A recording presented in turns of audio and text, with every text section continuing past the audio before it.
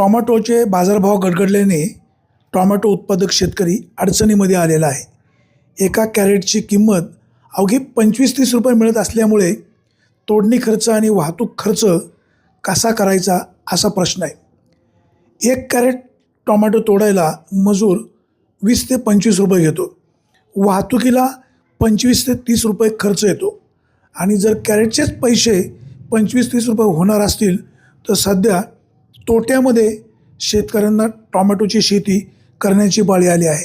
जुन्नर कृषी उत्पन्न बाजार समितीच्या वतीनं नारायणगाव या ठिकाणी टोमॅटोची बाजारपेठ निर्माण केल्याने शेतकऱ्यांचा फायदा निश्चित होतोय, परंतु सध्या टोमॅटोचे बाजारभाव पडल्याने शेतकरी आर्थिक संकटामध्ये सापडला आहे। 1 एकर टोमॅटोचा बाग उभा करायला 1 ते 1.5 लाख रुपये खर्च येतो।